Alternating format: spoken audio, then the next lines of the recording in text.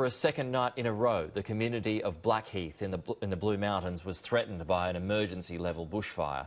While conditions have now eased, residents are being warned to remain vigilant. Stella Todorovic has the details from RFS headquarters. There was no reprieve in the Blue Mountains for residents as the Gross Valley fire burnt dangerously close to homes. Thankfully, crews were able to slow the spread of the fire in the early hours of this morning. While all major alerts for fires have been downgraded, fire authorities are pleading with residents in affected areas to remain vigilant. We actually have to use this time now to try and get aggressive, try and get on the front foot and try and get some containment around these fire grounds. But it's a huge amount of work that we need to undertake.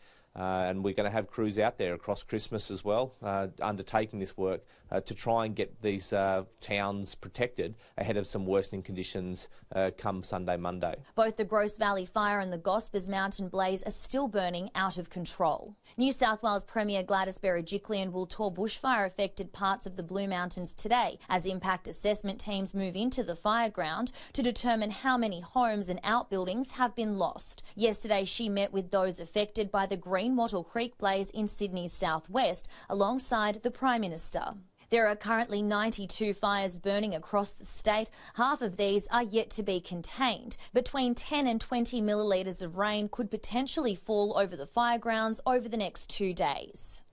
But instead of helping exhausted fire crews, this could hamper their efforts to locate, build and strengthen containment lines. New South Wales remains in a state of emergency until Christmas Day. At least 86 homes have been lost in the Cuddly Creek fire in the Adelaide Hills. The blaze has also destroyed 404 outbuildings and 227 vehicles. Smoke blanketed the city over the weekend, reducing the air quality rating to poor.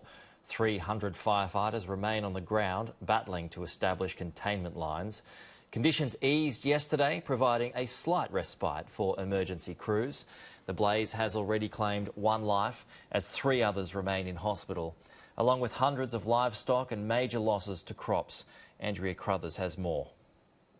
More tragic scenes on the Adelaide Hills. The Cuddly Creek blaze burning through 25,000 hectares, destroying everything in its path. Absolute devastation. Families in shock as they return to their homes, and all they find is rubble. The damage toll rising, 227 vehicles destroyed and 404 outbuildings like this one also gone. The hard part is to know quite where to start, but I think really where you start is a bulldozer and a truck, and you clear it all out and you start with a blank canvas. This experience will be absorbed into our community DNA, and we will rise from this more resilient and stronger. The community also mourning the loss of Ron Self. His body found Saturday on his property near Charleston. The 69-year-old has been remembered as a generous and loving man with an incredible passion for life. Going to leave a big hole in our lives. He was a special person, intelligent, smart. 59 people have been injured, around half of those firefighters. Authorities are warning the Cuddly Creek blaze could flare up again. Andrea Crothers, Sky News. A smoke warning has been issued for Melbourne and much of Victoria as bushfires burn in the northeast and east Gippsland region. The city and the Latrobe Valley are expected to be choked by the smoke until late tomorrow. Very poor to hazardous air quality has been forecast for the coming days. Residents are being urged to avoid outdoor exercise where possible and to close windows and doors to keep smoke out of homes.